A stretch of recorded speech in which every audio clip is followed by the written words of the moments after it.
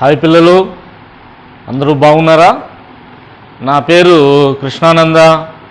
తెలుగు ఉపాధ్యాయునిగా ఆంధ్రప్రదేశ్ గురుకుల పాఠశాల మైలవరం కడప జిల్లాలో పనిచేస్తూ ఉన్నాను. ఈరోజు మనం ఈ వీడియోలో 6వ తరగతి తెలుగు పాఠ్య పుస్తకంలోని చదవండి ఆనందించండి అన్న శీర్షిక కింద ఉన్న మాతృదేవో భవ పితృదేవో భవ అన్న కథను మనం చదువుకునే ప్రయత్నం చేద్దాం.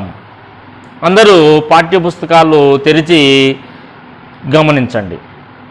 పిల్లలు, మాతృదేవో భవ పితృదేవో భవ అంటారు పెద్దలు. అంటే మొట్టమొదట పూజింపదగిన వాళ్ళు తల్లిదండ్రులు. ఇందుకు సంబంధించిన చిన్న చిన్న కథలు పురాణాల్లో ఉన్నాయి. తల్లిదండ్రుని పూజించడం ఎంత ముఖ్యమో, దాని ద్వారా ఎంతటి ఫలితం కలుగుతుందో వివరిస్తాను. శ్రద్ధగా మీరందరూ వినండి. మనం ప్రతి సంవత్సరం వినాయక చవితి పూజ చేసుకుంటాం. ఆ సందర్భంగా వినాయక వ్రతకథను వింటూ ఉంటాం. భూమండలాన్ని ముందుగా చుట్టి వచ్చిన వాళ్లకు గణాధిపత్యం ఇస్తానని పరమశివుడు ప్రకటిస్తాడు. వెంటనే కుమారస్వామి నెమలి వాహనంపై భూమండల ప్రదక్షిణానికి బయలుదేరుతాడు. వినాయకుడు పెద్ద బొజ్జగలవాడు కనుక అంత వేగంగా కదలలేడు. ఈ పరీక్షలో ఎలా నెగ్గాలా అని ఆలోచిస్తూ కూర్చొని ఉన్నాడు. అంతలో అక్కడికి నారదుడు వచ్చి తల్లిదండ్రులకు ప్రదక్షిణం చేస్తే భూమండల యాత్ర చేసినట్లేనని చెబుతాడు. ఈ విషయం గ్రహించి వినాయకుడు తల్లిదండ్రులైన పార్వతీ పరమేశ్వరులకు ప్రదక్షిణాలు చేసి నమస్కరించాడు. మాతాపితరులకు ప్రదక్షిణలు చేయడం అంటే భూమండలాన్ని చుట్టి రావడమే. తనకంటే వినాయకుడే ముందు భూప్రదక్షిణ పూర్తి చేసినట్లు గుర్తించి కుమారస్వామి తన ఓటమిని అంగీకరిస్తాడు. వినాయకుడికి గణాధిపత్యం దక్కుతుంది. చూసారా పిల్లలు, వినాయకుడి కథ వల్ల మీరు తెలుసుకోవాల్సిందేమిటంటే తల్లిదండ్రులు మించిన దైవం లేదు. ఈ కథను వినాయక చవితి పండుగ సందర్భంగా మనం ప్రతి సంవత్సరం చెప్పుకుంటున్నామంటే తల్లిదండ్రులను సేవించడం వల్ల కలిగే పుణ్యాన్ని స్మరించుకుంటున్నామని గ్రహించాలి. అంతేగాక సోదరుల మధ్య కూడా ఎలాంటి విరోధ భావాలు ఉండకూడదు అనే విషయము వినాయక కుమారస్వాముల సోదరత్వం ద్వారా గ్రహించాలి. చూసారా పిల్లలు, ఈ కథ అందరికీ ఒక మంచి విషయాన్ని తెలియజేస్తూ ఉంది. ఏం చెప్తూ ఉంది? పార్వతీ పరమేశ్వరులు ఆది దంపతులు వారి పిల్లలే వినాయకుడు కుమారస్వామి. వినాయకుని వాహనము ఎలుక, కుమారస్వామి వాహనము నెమలి.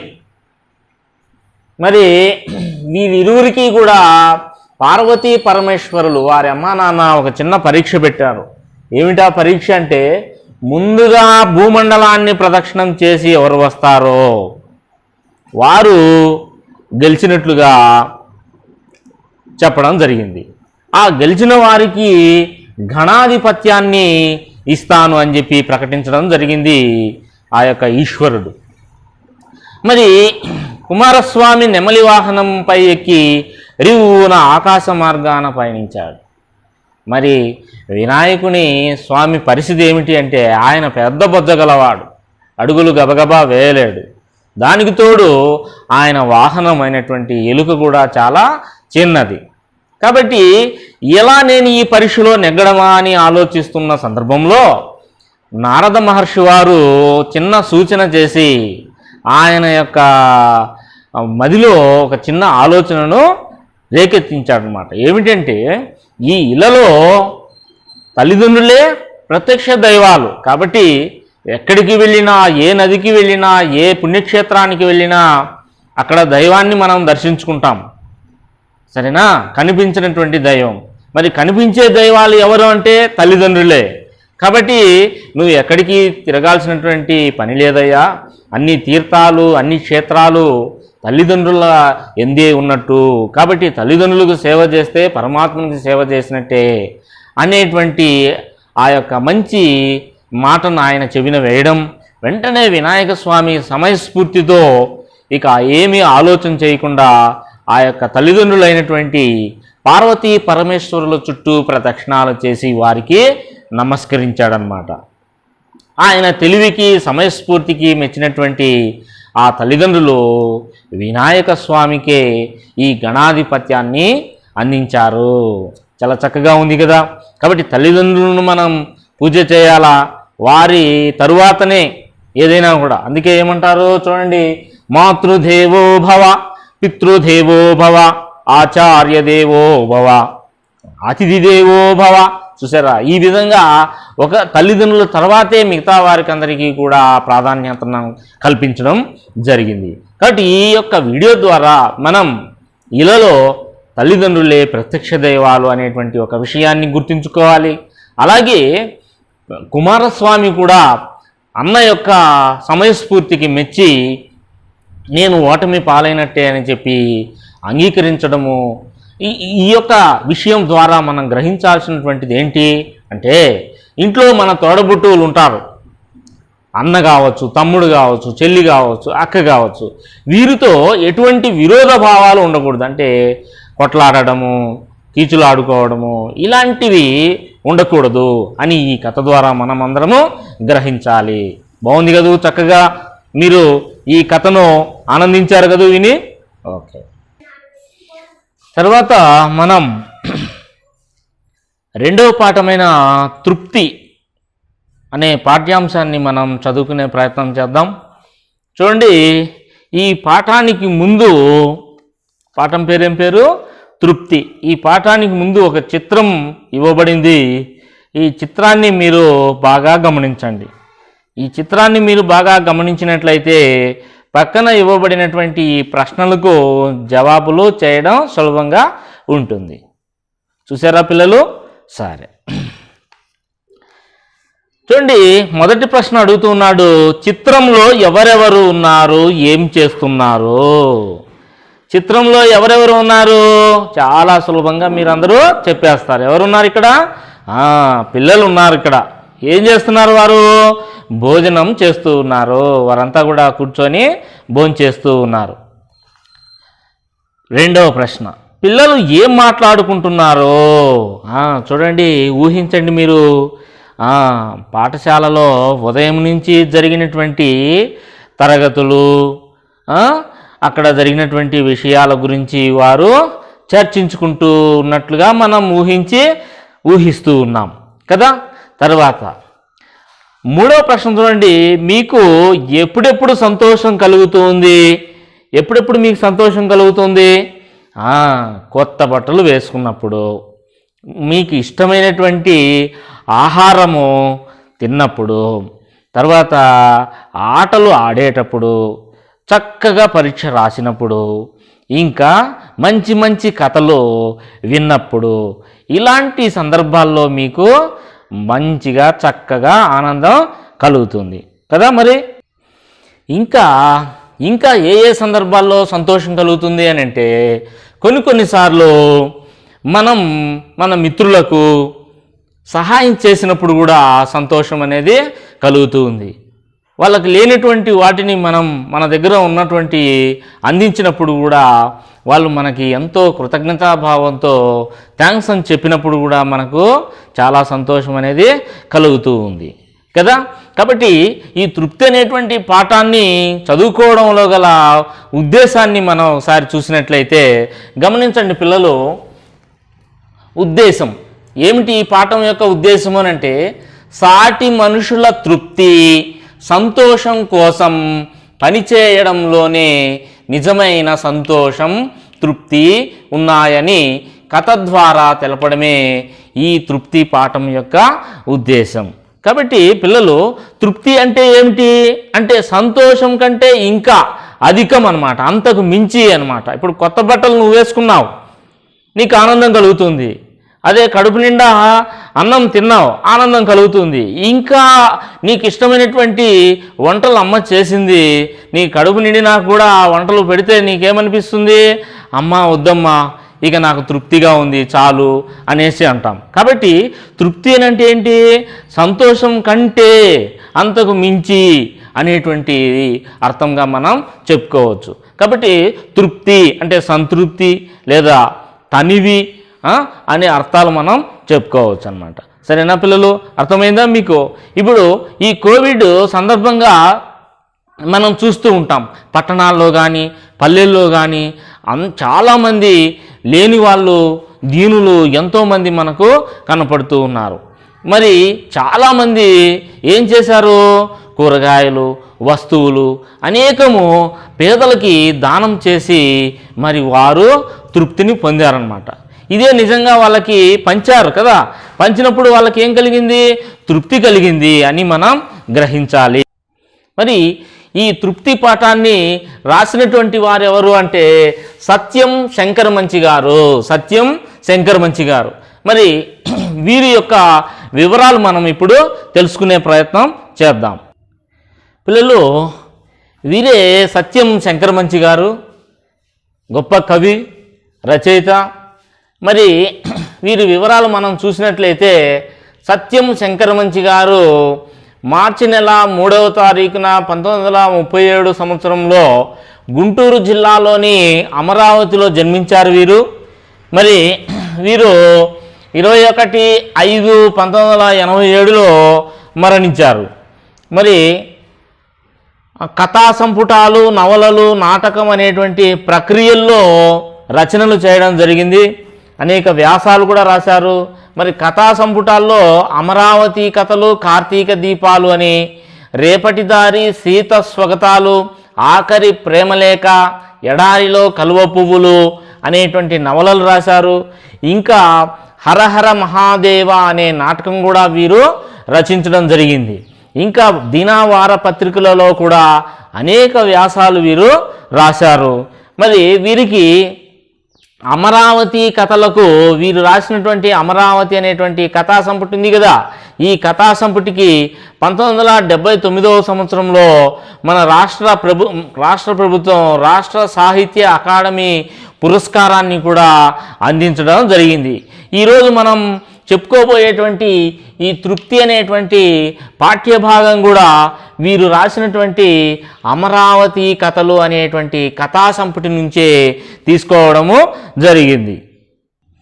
పిల్లలు, ఇప్పుడు మనం తృప్తి అనే పాఠాన్ని చదువుకునే ప్రయత్నం చేద్దాం. పూర్ణయ్యని బావగాడు అంటారు అందరూ. బావగాడు లేకపోతే సరదా లేదు, సంబరము లేదు. పెళ్ళి కానీ పేరంటం కానీ వంట హంగంతా బావగాడే. వంట వాళ్ళని కూర్చొనిచ్చేవాడు కాదు, నించోనిచ్చేవాడు కాదు, పరుగులు పెట్టించేవాడు. ఇక తినేవాళ్ళకి భోజనం మీద తప్ప వేరే ధ్యాస రానిచ్చేవాడు కాదు. ఒకసారి వనసంతర్పణ పెట్టుకున్నారు. జనమంతా మామిడి తోపులో చేరారు. చాపలు పరిచి పిచ్చాపాటి మాట్లాడుకునేవారు కొందరు. గాడిపొవి తవ్వించాడో లేదో బావగాడు జనం మధ్యకు పరుగెత్తుకొచ్చాడు. అందరూ వినండర్రా అని పెద్దగా గావుకేక పెట్టి మాటలు మాన్పించాడు. వంటకాలు ఇలా తయారు చేయిస్తున్నాను అంటూ లిస్టు చదివాడు. వంకాయ మెంతికారం పెట్టిన కూర, అరటికాయ నిమ్మకాయ పిండిన కూర, పెసరపప్పుతో చుక్క కూర, వాక్కాయ కొబ్బరి పచ్చడి, పొట్లకాయ పెరుగు పచ్చడి, అల్లం ధనియాల చారు, మసాలా పప్పుచారు, జీడిపప్పు పచ్చకర్పూరాలతో పాయసం, మామిడి కోరుతో పులిహోర, గుమ్మడి వడియాలు, ఊరమిరపకాయలు, అందరికీ సమ్మతమేనా అని అరిచాడు. సమ్మతమేమిటి నా మొహం? అప్పటికప్పుడు అందరి నోళ్లలో నీరూరించి ఇంకా వంటలు కాకముందే భోజనం మీద అందరికీ మమకారం పెంచాడు. జిహ్వ గిలగిలలాడుతుండగా అందరి కడుపుల్లో ఆకలి అగ్నిలా లేచింది. అంతటితో ఆగాడు కాదు బావగాడు. మరో అరగంటలో వంకాయలు కడిగించి బుట్టలో వేయించి అందరి దగ్గరకు ప్రదర్శనకు పట్టుకొచ్చాడు. చూశారా, లేత వంకాయలు నవనవలాడుతున్నాయి. మెంతికారం పెట్టి కూర వండిస్తున్నాను, దగ్గరుండి కోయించుకువచ్చాను అని అందరికీ చూపించి వెళ్ళిపోయాడు. ఆ తరువాత జనానికి వేరే ఆలోచనలు పోయేవి కావు. వంకాయ గురించే చర్చలు. వంకాయ ఎన్ని రకాలుగా కూరలు చేయొచ్చు, కాయఫలంగా వండితే రుచా, తరిగి వండితే రుచా, అసలు రుచి వంకాయలో ఉందా, వంకాయ తొడిమిలో ఉందా, ఇలా చర్చలు సాగాయి. మరో అరగంటకి నిగనిగలాడే వాక్కాయల బుట్టతో లేత చుక్కకూర మోపుతో వచ్చి అందరినీ పలకరించాడు. వాక్కాయ దివ్యమైన పులుపు చూడండి అని తలా ఓ కాయ పంచాడు. చుక్కకూర కందిపప్పుతో కంటే పెసరపప్పుతో మహా చక్కగా మేళవిస్తుంది అని అందరికీ మళ్ళీ జ్ఞాపకం చేశాడు. మళ్ళీ జనమంతా వంట కబుర్లలో పడేవారు. బావగాడు ఇలా ప్రదర్శనలు ఇస్తూ ఉంటే ఆకలి రెపరెపా పెరిగిపోతోంది. ఇక అక్కడ గాడి పొయ్యి దగ్గర వంట వాళ్ళని పరుగులు తీయిస్తున్నాడు. పాయసంలో ఎత్తుకు ఎత్తు జీడిపప్పు వేయమని పురమాయిస్తున్నాడు. ఓ పక్క పులిహోర తిరగమోత వేయగానే రయ్యన జనం దగ్గరకి పరిగెత్తుకు వచ్చి, ఆ వాసన చూశారా, పులిహోర తిరగమోత సన్న బియ్యంతో చేయిస్తున్నాను అని మళ్ళీ మాయమయ్యేవాడు. మళ్ళీ జనానికి ఆకలి ఉవ్వెత్తున లేచింది. ఆకలి నిలువెత్తయింది, తాటి ప్రమాణమయ్యింది. శరీరం అంతా ఆకలై కూర్చుంది. జనమంతా ఎప్పుడెప్పుడు వడ్డిస్తారా అని ఆవురావురుమంటున్నారు. ఎట్టకేలకు గంట కొట్టాడు బావగాడు. లేత అరిటాకులు శుభ్రంగా కడుక్కోండి అని వరుసల మధ్యకొచ్చి హెచ్చరించాడు. సుబ్బయ్యన్నయ్యకు ఒక ఆకు వేస్తావేం, 2 ఆకులు కలిపి వేయించు అంటున్నాడు. వడ్డనలు మొదలయ్యాయి. నేతిజారి పుచ్చుకొని పేరున అందరినీ అడిగి వడ్డిస్తున్నాడు. వంకాయ వదిలేయకూడదు, నిమ్మకాయ పిండిన అరటికాయ కూరలో కరివేపాకు రుచి తమకు తెలియనిది కాదు అంటూ మళ్ళీ కూర వడ్డింపించి ఆకలి పెంచుతున్నాడు. జనం ఆబగా తింటున్నారు. చుక్కకూర పప్పులో బూర మిరపకాయలు మిళాయించండి, పప్పుచారులో గుమ్మడి వడియాలు కలిపి చూడండి, వాక్కాయ పచ్చడిలో పెరుగు పచ్చడి నంజుకోవచ్చు, తప్పులేదు. ఇంకా విస్తట్లో మిగల్చావేం, పూర్తి చేసి పాయసానికి ఖాళీగా ఉంచుకో, అప్పుడే మంచినీళ్లు తాగేయకు, మీగడ పెరుగుంది. ఇలా ఎగసన తోస్తుంటే ఎవరాగగలరు? జనం కలబడి భోంచేశారు. జన్మలో ఇంత దివ్యమైన వంట ఎరుగమన్నారు. విస్తళ్ళ ముందు నుంచి పైకి లేవడమే కష్టమైపోయింది. అందరికీ తాంబూలాలు ఇచ్చిన తరువాత వంట వాళ్ళని కూర్చోబెట్టి, బావగాడు కష్టపడి వండారు, తినకపోతే ఎలా అని కొసరి వడ్డించాడు. వాళ్ళ భోజనాలు కూడా అయిన తరువాత అందరికంటే ఆఖరున గాడిపోయి పక్కన ఒక చిన్న ఆకు వేసుకుని తను కూర్చున్నాడు. అప్పటికి కూరలు మిగల్లేదు. ఓ గంటె పప్పు, కాస్త పచ్చడి, గుప్పెడు పులిహోర మిగిలితే అదే వడ్డింపించుకొని వంట రుచిని మళ్ళీ మళ్ళీ మెచ్చుకుంటూ అందరి భోజనం తనే చేస్తున్నాను అన్నంత హాయిగా భోంచేశాడు. తనకేం మిగల్లేదనే బాధ లేదు. నలుగురు హాయిగా తృప్తిగా రుచిగా తిన్నారనే సంతోషమే ఆ బావగాడి తాంబూలపు పెదాలపైని చిరునవ్వు. చూసారా, అందరికీ సంతృప్తిగా వాళ్ళందరూ భోంచేసేటట్లు చూశారు మన పూర్ణయ్య కదా, ఆయన పేరే బావగాడు.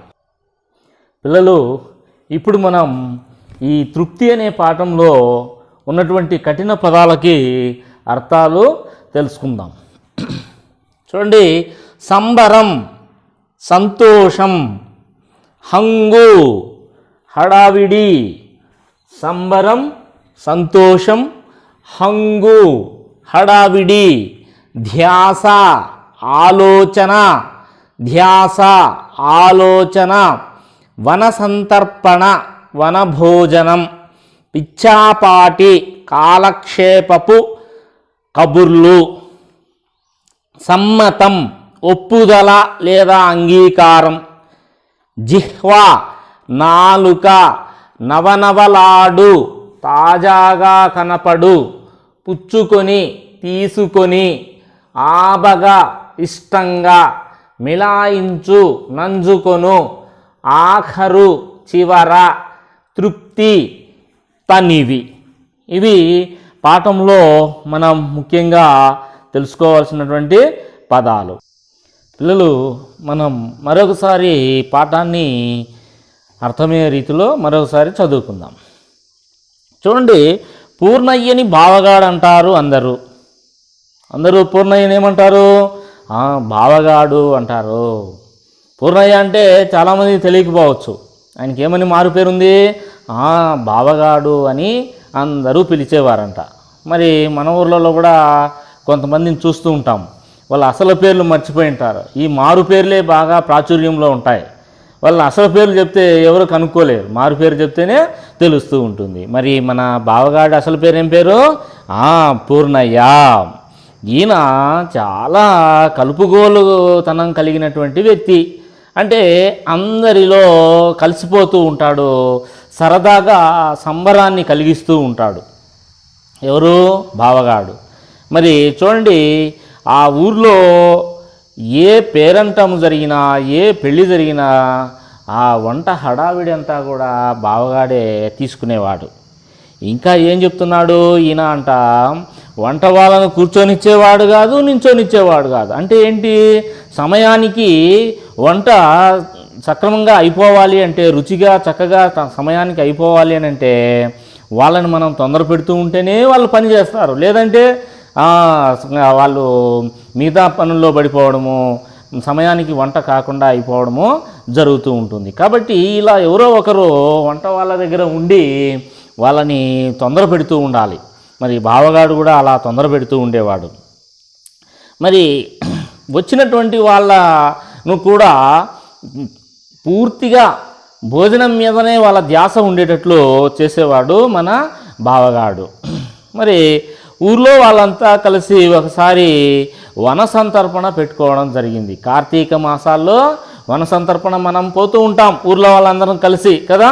మరి వనసంతర్పణ అంటే ఏంటి? అర్థం ఏం చెప్పుకున్నాం? వనభోజనం అన్నమాట.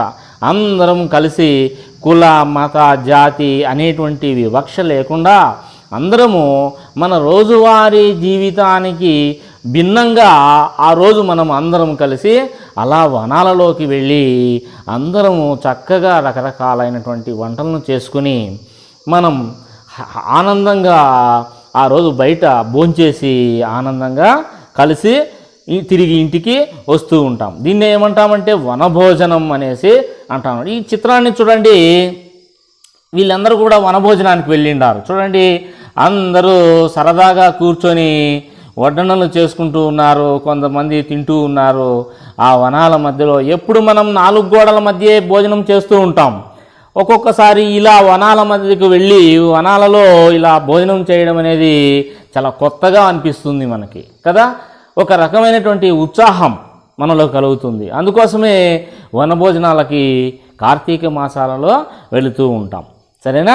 మరి చూడండి, అలా జనమంతా అక్కడక్కడ కూర్చొని మనకు చిత్రంలో కనిపిస్తూ ఉంది. అందరూ అక్కడక్కడ ఆ రాయి మీద ఒకరు, పుట్ట మీద ఒకరు, గుట్ట మీద ఒకరు కూర్చొని మాట్లాడుకుంటూ ఉన్నారు. వాళ్ళ మాటలన్నీ మాన్పించేశాడు ఎవరు? బావగాడు. మాన్పించి ఏం చేశాడు? గట్టిగా గావు కేక పెట్టాడు. గావు కేక అంటే ఏంటి అర్థము?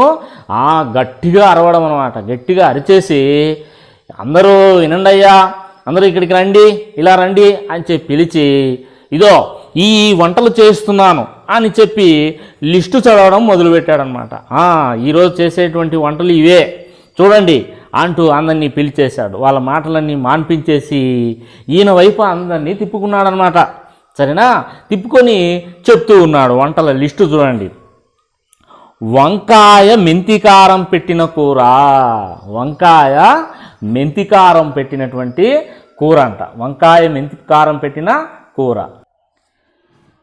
రెండోది అరటికాయ నిమ్మకాయ పిండిన కూర. 3 పెసరపప్పుతో చుక్క కూర, వాక్కాయ కొబ్బరి పచ్చడి, పొట్లకాయ పెరుగు పచ్చడి, అల్లం ధనియాల చారు, మసాలా పప్పు చారు, జీడిపప్పు పచ్చకర్పూరాలతో పాయసం, మామిడి కోరు పులిహోర, గుమ్మడి వడియాలు, ఊర మిరపకాయలు. చూసారా? ఇందులో ఇవన్నీ కూడా వంటకాలు అన్నమాట. అక్కడ వండించేటువంటి వన సందర్భంలో ఆ మామిడి తోపులో వచ్చినటువంటి వారందరికీ కూడా వడ్డించబోయేటువంటి వంటకాల లిస్టు తయారు చేసి ఆయన చదువుతూ ఉన్నాడనమాట. మరి ఇందులో చూడండి, వంకాయకు మెంతికారాన్ని జోడించి ఆ యొక్క వంకాయ కూరను తయారు చేయిస్తున్నాడు. ఇంకా అరటికాయ కూరలో నిమ్మకాయ పిండించి మరీ తయారు చేయించాడు. పెసరపప్పుతో చుక్కాకు పెసరపప్పు జోడించి కూర తయారు చేయించాడు. ఇక కొబ్బరి పచ్చడి, దీంట్లో ప్రత్యేకంగా వేసినటువంటి ఆ యొక్క వస్తువు ఏంటి అంటే, కాయ ఏంటంటే వాక్కాయ. వాక్కాయ అంటే కొత్తగా అనిపిస్తుంది కదా. చూడండి, ఇవి వాక్కాయలు. ఇవి వాక్కాయలు అనమాట. ఎలా ఉంటాయి అంటే పుల్లగా ఉంటాయంట వాక్కాయ. ఈ వాక్కాయలకి కొబ్బరి జోడించి పచ్చడి చేయిస్తూ ఉన్నాడు. ఇక రెండోది ఏంటి? పొట్లకాయలు. పొట్లకాయలు తెలుసు కదా మీకు అందరికీ. చూడండి, ఇదే పొట్ల తీగ పందిరికి అల్లించబడి ఉంది. ఇలా పొడుగ్గా ఉన్నాయి పొట్లకాయలు. ఈ పొట్లకాయలతో పెరుగు పచ్చడి చేయించాడంట. పెరుగు పచ్చడి చేయిస్తున్నాను అని చెప్పి చెప్తూ ఉన్నాడు అనమాట. ఇంకా నెక్స్ట్ ఇంకా ఏమంటున్నాడు? అల్లము ధనియాలు కలిపి రసం చారు పెట్టిస్తున్నాను అంటున్నాడు. ఇంకా ఏమంటున్నాడు? మసాలా పప్పుచారు, మసాలా వేయించి తయారు చేయించినటువంటి పప్పుచారు. బహుశా ఈ విధంగా ఉండబోతుందేమో తయారు చేసిన తర్వాత ఇంకా ఏమంటున్నాడు అంటే జీడిపప్పు పచ్చకర్పూరాలతో పాయసం. జీడిపప్పు అంటే మీ అందరికీ తెలుసు, జీడిపప్పు పాయసం. దీంట్లో ఇంకా వేసినటువంటి ఇంకొక పదార్థం ఏంటి అంటే పచ్చకర్పూరము. చాలా సువాసన భరితంగా ఉంటుంది అది పచ్చకర్పూరము. మరి జీడిపప్పు వేయించి ఆ యొక్క పాయసాన్ని తయారు చేస్తున్నాడు. ఇంకా ఏమంటున్నాడు? మామిడి కోరుతో పులిహోర. మామిడికాయలు, పచ్చి మామిడికాయలు ఉంటాయి కదా, ఇలా ఈ పచ్చి మామిడికాయలు తెచ్చి వాటిని కోరు అంటే ఏంటి? తురుము అనమాట. ఆ తురుముతో ఇలా రుచికరమైనటువంటి పులిహోరాను కూడా తయారు చేయిస్తాను అనేసి అంటూ ఉన్నాడనమాట. ఇంకా ఏమంటున్నాడు? గుమ్మడి వడియాలు. గుమ్మడికాయ నుంచి ఇలా గుజ్జు చేసి వీటిని ఎండబెట్టి నూనెలో వేయించి వడియాలు తయారు చేస్తారు. అలాంటి ఈ గుమ్మడికాయలతో తయారు చేసినటువంటి వడియాలు. ఇంకా చివరిగా ఏమంటున్నాడు? ఊరమిరపకాయలు. ఊరమిరపకాయలు అంటే పచ్చిమిర్చిని తెచ్చి పచ్చిమిరపకాయలను మజ్జిగలో ఊరబెట్టి ఇలా ఎండేసిన తర్వాత వీటిని నూనెలో వేయించి వడ్డిస్తారన్నమాట. మరి ఇవన్నీ కూడా నేను తయారు చేయిస్తున్నాను అని చెప్పేసి చెప్తూ ఉన్నాడు. ఎవరు? బావగాడు. మరి ఏమంటున్నాడు? అందరికీ సమ్మతమేనా అంటూ ఉన్నాడు. సమ్మతమేనా అంటూ ఉంటే ఇన్ని వంటకాలు ఇలా చెప్తూ ఉంటే మరి అందరికీ ఏమవుతుంది? నోట్లో నీళ్లు ఊరడం మొదలుపెట్టాయి అందరికీ కూడా. ఎప్పుడెప్పుడు అబ్బా భలే చెప్తున్నావే అని ఊరించే మాటలు చెప్తూ ఉన్నాడనమాట. వంటలు తయారు కాకపోయినప్పటికీ కూడా వాటిని బాగా వర్ణించి చెప్పడం వల్ల అందరికీ కూడా, అక్కడ ఉన్నటువంటి వాళ్ళందరికీ కూడా నోట్లో నీళ్లు ఊరడం మొదలయ్యాయన్నమాట. ఇంకా ఏం చేస్తున్నాడు? అంతటితో గమ్మునుండకుండా ఏం చేస్తున్నాడు ఆయన? నవనవలాడేటువంటి వంకాయలన్నింటినీ ఒక బుట్టలో వేసుకొని అందరి దగ్గరికి పరిగెడుతూ ఉన్నాడు. అందరి దగ్గరికి వచ్చేసి, చూసారా వంకాయలు ఎంత తాజాగా ఉన్నాయో, మరి వీటితో నేను మెంతికారం జోడించి కూర చేయించబోతూ ఉన్నాను, మీరు సిద్ధంగా ఉండండి తినడానికి అంటూ ఊరిస్తూ ఉన్నాడనమాట అందరి దగ్గరికి వెళ్ళి. కాబట్టి అక్కడ ఉన్నటువంటి వాళ్ళందరూ కూడా ఎప్పుడైతే ఈయన ఆ విధంగా వచ్చి అందరికీ ఆ యొక్క వంకాయలను చూపించడంతో అంతకుముందు వాళ్ళు మాట్లాడుకుంటూ ఉన్నటువంటి మాటలన్నింటినీ పక్కకు జరిపి ఈ వంకాయ గురించినటువంటి వంటల గురించి చర్చ అందరిలో మొదలైందనమాట.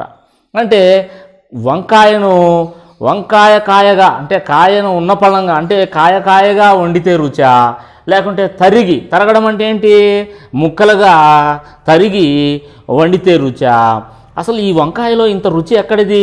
కాయలోనా లేకుంటే కాయ పైన ఉన్నటువంటి ఆ తొడిమలోనా అనేటువంటి చర్చ అందరిలో మొదలైందనమాట. వంకాయని ఇలా చేయొచ్చని ఒకరంటే, ఇలా చేయొచ్చని ఇంకొకరంటే, ఇలా చర్చ మొదలైంది.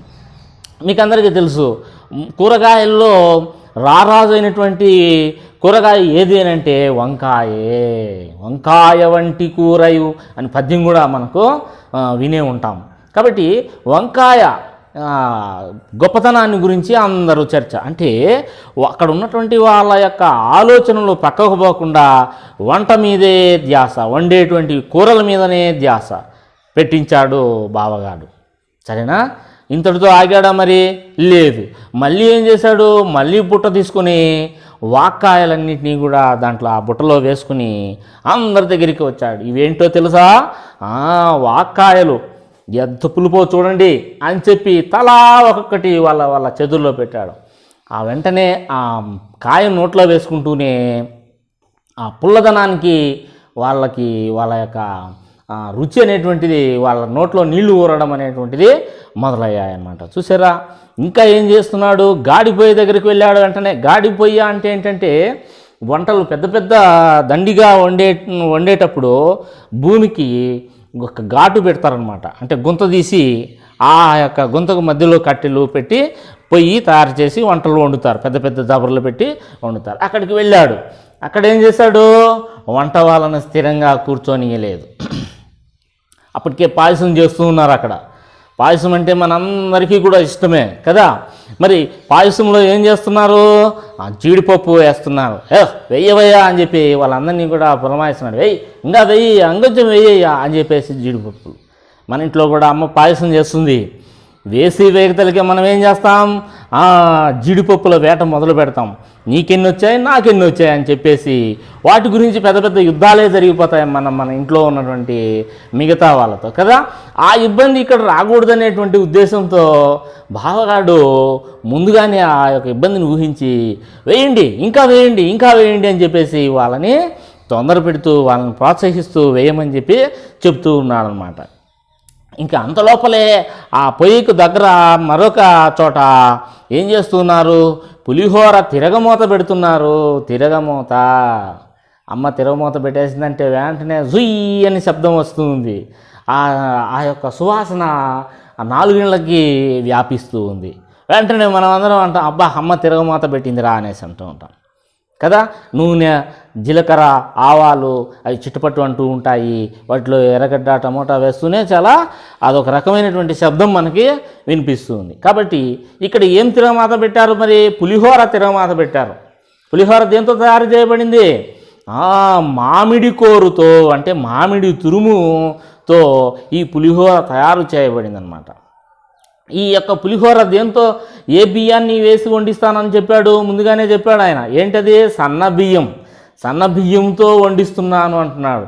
సన్న బియ్యం అనేటువంటిది అదొక రుచిగా ఉంటుందన్నమాట. సన్న బియ్యం ఇప్పుడు అందరూ దాదాపుగా సన్న బియ్యాన్నే వాడుతూ ఉన్నాం. కాబట్టి ఆ సన్న బియ్యంతో నేను ఈ పులిహోర చేయిస్తున్నాను, చూసారా వాసన, ఆ తిరుమత శబ్దం విన్నారా అని వాళ్ళని ఒక్క క్షణం కూడా వారి యొక్క ఆలోచన పక్కకు పోకుండా వంటల మీదే ధ్యాస ఉండేటట్లు చేసే ప్రయత్నం చేస్తున్నాడు బావగాడు. ఏం చేస్తున్నాడు మళ్ళా అంటే, ఈ దెబ్బతో అక్కడున్న వాళ్ళందరి ఆకలి ఏమైంది? రెట్టింపు అయిపోయింది. ఆహాహా, ఎప్పుడు పెడతాడబ్బా తిందామా అనేసి ఆలోచన వాళ్ళలో కలిగేటట్టుగా చేశాడనమాట. ఆఖరికి చివరికి ఏం చేశాడు? గణ గణ గణ గణ అంటూ గంట మోగించాడు. మీకందరికీ, పిల్లలందరికీ మీకు ఈ యొక్క పరిస్థితి బాగా అవగతమే. ఎందుకని? మీరందరూ హాస్టల్లో ఉంటారు కాబట్టి. మనం కూడా టిఫిన్కి పోవాలన్నా, భోజనానికి పోవాలన్నా ఏం చేస్తారు? గంట కొడతారు. గంట మోగింది కదా. కాబట్టి ఇక్కడ కూడా గంట కొట్టాడు. మరి ఆ వనభోజనంలో ఆయనకి ఆ గంట ఎక్కడ దొరికిందో తెలియదు, కానీ గణగణమై గంట కొట్టాడు. అందరూ సిద్ధపడిపోయారు. అప్పటికే ఎప్పుడెప్పుడు పెడతాడా అని ఆలోచిస్తూ ఉన్నారు. ఆయన యొక్క మాటలకి ఆకలి వాళ్ళకి రెట్టింపు అయిపోయిందనమాట. సరేనా? చూడండి, మరి అందరినీ లేత అరిటాకుల్లో భోజనం పెట్టిస్తూ ఉన్నాడు. మరి పాతకాలంలో మనకు అరిటాకులు దొరికేవి. ఆ పచ్చని అరిటాకుల్లో చక్కగా వండిన పదార్థాలన్నీ పెట్టుకుంటే అదే ఒక మంచి ఆకర్షణ, ఎప్పుడెప్పుడు తినేద్దామా అనిపిస్తూ ఉంటుంది. మీకు అందరికీ తెలుసు, అభిరుచి ఇలాంటి ప్రోగ్రామ్స్ మీరు టీవీల్లో చూస్తూనే ఉంటారు. వంట అంతా అయిపోయిన తర్వాత మన ముందు పెట్టేసి ఆ వండిన వంటకాన్ని ఆయన ఒక మాట అంటూ ఉంటాడు, కొత్తిమీరతో గార్నిష్ చేస్తున్నాము, లేదా క్యారెట్తో గార్నిష్ చేస్తున్నాము అనేసి అంటాడు. ఎందుకోసం ఇది అని అంటే, చూడగానే దాని మీద ఒక ఇష్టం కలగడానికి ఈ విధమైనటువంటి పద్ధతిని పాటిస్తూ ఉంటారు. కాబట్టి వీళ్ళందరికీ కూడా ఆ పచ్చని అరిటాకులో వండిన వంటకాలు పెట్టుకున్నప్పుడు చూపులకి చాలా ఆకర్షణీయంగా ఉంటుంది, తినేద్దాం అన్నట్లుగా కనిపిస్తుంది అన్నమాట. సరే, ఇంకా వడ్డనలు మొదలయ్యాయి. మరి బావగాడు గమ్మునుంటున్నాడా? లేదు, అందరితో చాలా సరదాగా మాట్లాడుతున్నాడు. పోయిండేది ఎందుకు? మనము సరదాగా ఈ రోజువారీ జీవితాన్ని మరిచిపోయేసి రోజువారీ జీవితానికి భిన్నంగా ఒకరోజు గడపడానికి పోయాం. మరి బావగాడు లాంటి వాళ్ళు ఉంటేనే ఆ సందడి, ఆ సరదా కూడా. అందుకే సుబ్బయ్య అన్నయ్యకు ఒక ఆకు వేస్తామే, 2 ఆకులు వేయి అంటున్నాడు. అంటే ఆయన ఎక్కువ తినేవాడు కాబోలు. మరి ఇలాంటి పెళ్ళిళ్ళల్లో, శుభకార్యాల్లో మనం కూడా అక్కడక్కడ చూస్తూ ఉంటాం. కొంతమంది పెద్దవాళ్ళు చాలా చమత్కారంగా మాట్లాడుతూ సందడి వాతావరణాన్ని తెప్పిస్తూ ఉంటారు కదా. మరి ఇంకా చూడండి, ఇంకా ఏమంటున్నాడంటే ఆ తినే వాళ్ళని బాగా ప్రోత్సహిస్తూ ఉన్నాడనమాట. అంటూ ఉంటాం మనం కూడా. భోజనం సమయంలో మనం భోంచేస్తూ ఉంటే టీచర్లు మన మధ్యకు వస్తారు. ఏమ్మా వంకాయ ఎక్కడ పెట్టావే, ఏమ్మా ఈ మిరియాలన్నీ ఏరుతున్నావే, అవి తిను ఇవి తిను అని మనకు దగ్గరుండి చెప్తూ ఉంటారు. అలా ఆ కాలంలో పెద్దవాళ్ళు ఆ బంతి భోజనం అంటే అందరూ వరుసగా కూర్చొని వారికి వడ్డించే వాళ్ళు వడ్డన చేస్తూ ఉంటారు. ఆ ఆహార పదార్థాలన్నీ కూడా వడ్డించుకుంటూ పోతూ ఉంటారు. ఇలా కార్యక్రమం జరుగుతూ ఉంటే ఆయన మధ్యలోకి వచ్చేసి చెప్తూ ఉన్నాడన్నమాట, చుక్కకూర పప్పులో ఊరమిరపకాయలు మిళాయించండి. చుక్కకూరగా పెసరపప్పుతో కలిపి చేసినటువంటి ఆ పప్పును కలిపి ఒక ముద్ద అలా నోట్లో పెట్టుకునేసి ఒక ఊరమిరపకాయ వేసినారు కదా, ఆ ఊరమిరపకాయను అలా నంచుకోండి, దాని రుచే వేరు అని చెప్పేసి చెప్తూ ఉన్నాడు బావగాడు. ఇంకా పప్పుచారులో గుమ్మడి వడియాలు కరకరలాడేటువంటి ఆ గుమ్మడి వడియాలను పప్పుచారులో, అన్నంలో పప్పుచారు పోసుకునేసి ఈ వడియాలు వేసుకొని తింటూ ఉంటే ఆ శబ్దము కానీ ఆ రుచి కానీ ఎంతో ఇంపుగా ఉంటుంది అన్నట్టుగా చెప్తూ ఉన్నాడు. మరి ఈ త్వరగా తిను, ఒక అతను ఇంకా అక్కడే పెట్టుకున్నట్టున్నాడు. మరి చూసి, ఏమయ్యా త్వరగా తినయ్యా, అదో పాయసం వస్తుంది, పాయసం ఎక్కడ వేయించుకుంటావు, కాబట్టి తొందరగా తిని ఆకు ఖాళీగా ఉంచుకో అని చెప్పేసి చెప్తున్నాడు. ఇంకొక ఆయన ఎవరో నీళ్లు తాగుతా ఉంటే, అయ్యో తాగాకు, నీళ్లు తాగాకు, కడుపు నిండిపోద్ది, మరి ఈ పదార్థాలన్నీ ఎవరు తినాలా అని చెప్తూ ఉన్నాడు. ఇలాంటి సందర్భాలన్నీ కూడా మన ఇంటి వాతావరణంలో మనం కనిపిస్తూ ఉంటాయి. కాబట్టి ఇంటి వాతావరణానికి తర్వాత మనం రోజు చూసే సన్నివేశాలని ఆధారంగా చేసుకొని సత్యం శంకరమంచి గారు ఎంత చక్కగా ఈ యొక్క తృప్తి అనేటువంటి కథను రాశాడో మీరు అందరూ కూడా గుర్తించాలా. ఇంకా ఏం చేస్తున్నాడు అనంటే ఈ విధంగా అందరినీ ఆయన చెప్తూ ఉంటే అందరూ కూడా ఆపగా తింటున్నారంటే ఇష్టంగా తినేస్తున్నారన్నమాట. ఆఖరికి వాళ్ళు పైకి లేవడమే కష్టంగా అయిపోయింది, పైకి లేవలేనంత పని అయిపోయిందనమాట. అంత కడుపు నిండా సంతృప్తిగా సంతోషంగా ఆయన వాళ్ళందరికీ కూడా భోజనం పెట్టాడు. వాళ్ళందరూ కూడా తిని ఆహా ఇంత రుచికరమైనటువంటి భోజనం మేము ఇంతవరకు తినలేదు కదా అని అనుకుంటూ మొత్తం గొప్పదనం అంతా బావగాడి మీదే వేస్తూ ఆయన్ని పదే పదే స్మరించుకుంటూ లేచిపోవడము జరిగింది. ఆ తర్వాత వదిలిపెట్టాడా? లేదు. వంట చేసినటువంటి వాళ్ళందరినీ కూడా తీసుకువచ్చి అక్కడ కూర్చోబెట్టి వాళ్ళందరికీ కూడా అయ్యా మీరు కష్టపడి వంట చేశారు, మరి మీరు తినకపోతే ఎట్లా అని చెప్పి వాళ్ళందరికీ తనే స్వయంగా వడ్డించి వాళ్ళు కూడా సంతృప్తిగా తిన్న తర్వాత ఒక ఆయన వండినటువంటి ఆ పొయ్యి ఉంది కదా, గాడి పొయ్యి, ఆ పక్కన కూర్చొని మిగిలినటువంటి ఆ పప్పు, ఆ పచ్చడి, ఏది మిగిలి ఉంటే అది వేసుకొని తిని ఆ యొక్క ఆ రుచిని ఆస్వాదిస్తూ ఆహా వంటలు రుచిగా ఉన్నాయి కాబట్టి అందరూ కూడా చక్కగా సంతృప్తిగా రుచిగా సంతోషంగా భోంచేశారు కదా, అది చాలు నాకు అనుకుంటూ మిగిలినటువంటి ఉన్నటువంటి ఆయన తిని సంతోషంగా అక్కడి నుంచి లేవడం జరిగింది. చూసారా పిల్లలు, ఇక్కడ ఇది నిజమైనటువంటి నిస్వార్థమైనటువంటి సేవ అని మనం చెప్పాలి. ఒక్కొక్కసారి మనకు లేకపోయినప్పటికీ కూడా మన వల్ల 10 మందికి మేలు జరిగినప్పుడు తృప్తిగా మనకు అనిపిస్తుంది. నీ స్నేహితుడి యొక్క క్యారీ కింద పడిపోయింటారు దారిలో, ఇద్దరు కలిసి బడికి వెళ్ళే సమయంలో, మరి భోజన సమయంలో నీ మిత్రుడు మొహమాట పడి ఆ భోజన సమయంలో పక్కన కూర్చొని ఉంటాడు. మరి నువ్వు తెచ్చుకున్నటువంటి ఆహార పదార్థంలో కొంత నీ మిత్రుడికి పెట్టినప్పుడు ఆ అబ్బాయి తిని ఎంతో కృతజ్ఞతగా నీకు చెప్పినప్పుడు నిజంగా నీ కడుపైతే కొంత వెళ్తుంటుంది, అయినప్పటికీ కూడా నీకేం కలుగుతుంది? సంతోషం కలుగుతుంది. కొత్త బట్టలు వేసుకోవడం, తర్వాత మంచి ఆహారాన్ని తినడం, ఇవన్నీ కూడా సంతోషాన్ని కలిగిస్తాయి. ఒక్కొక్క సందర్భంలో మనం ఇతరులకు సేవ చేయడం ద్వారా వాళ్ళకు సంతోషం కలగడం, వాళ్ళకు తృప్తి కలగడం, నిజంగా నీకు కూడా అది తృప్తిని కలిగించినట్లయితుంది. మనం చూస్తూ ఉన్నాం, మదర్ తెరీసా గారు, ఆమెకు బిడ్డలు లేరు, మరి కానీ ఏమనుకుంటుంది? జగమంత కుటుంబం నాది అన్నట్టుగా ఆమె రోగులకు, దీనులకు, ఎంతో పిల్లలకు చదువు చెప్పింది, సేవ చేసింది. మరి ఆమె సేవ నిస్వార్థమైనటువంటి సేవ. ఆమెకి ఎక్కడ తృప్తి లభిస్తుంది? కొత్త బట్టలు వేసుకుంటేనో, మంచి ఆహారం తింటేనో, లేదంటే విలాసవంతమైనటువంటి జీవనం గడిపితేనో ఆమెకు సంతోషం కాదు. ఆమెకి ఎప్పుడు నిజమైనటువంటి తృప్తి అనంటే తన వల్ల 10 మందికి చదువు వచ్చింది, తన వల్ల కొంతమంది రోగులకు సేవ చేయగలిగినాను, ఇలాంటివి చేయడం ద్వారా ఆమెకు తృప్తి. ఇంకా గొప్ప సందర్భం, ఇంకా బాగా దగ్గరగా మీరందరూ చూసినటువంటి సందర్భం అంటే మీ ఊర్లలో ఈ కోవిడ్ కారణంగా ఇప్పుడు చేయి ఉంది, ఈ చేతికి అన్ని వేళ్ళు ఒకేగా ఉన్నాయా? లేదు. అలాగే సమాజంలో కూడా ఎంతోమంది పేదలు ఉంటారు, దీనులు ఉంటారు, అభాగ్యులు ఉంటారు, ఉన్నవాళ్ళు ఉంటారు. మరి ఈ యొక్క పాఠం ద్వారా మానవీయ విలువలు పాఠం ద్వారా మనం ఏంటి తెలుసుకోవాలి ప్రధానంగా అంటే, మీరు చూసినటువంటి సంఘటనలు ఆధారంగా అంటే ఎంతోమంది ఉదాత్త స్వభావంతో, అంటే 10 మందికి సేవ చేయాలా, వాళ్ళ యొక్క కష్టంలో మనం పాలు పంచుకోవాలా, వాళ్ళ కష్టాన్ని కొంతైనా మనం తీర్చుకోవాలా అనేటువంటి ఉద్దేశంతో ముందుకు వచ్చి ఎంతోమంది దాతలు ఈ యొక్క కోవిడ్ కారణంగా ఇబ్బంది పడుతున్నటువంటి వాళ్ళకి కూరగాయలు పంచారు, వస్తువులు పంచారు, ఇలా ఎన్నో రకాలుగా సేవలు అందించారు. మరి ముఖ్యంగా ఈ సైనికులు కావచ్చు, ఇంకా డాక్టర్లు కావచ్చు, నర్సులు కావచ్చు, వీళ్ళ సేవ కొనియాడదగినటువంటిది.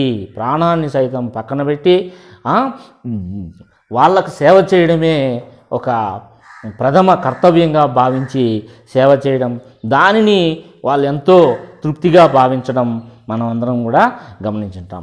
కాబట్టి పిల్లలు, ఈ తృప్తి అంటే తనివి అని అర్థము. ఈ పాఠంలో బావగాడు ఎంతో ఉదాత్త స్వభావంతో 10 మందికి మంచి వంట చేసి పెట్టి వాళ్ళు తృప్తి పడడమే తన తృప్తిగా భావించాడు.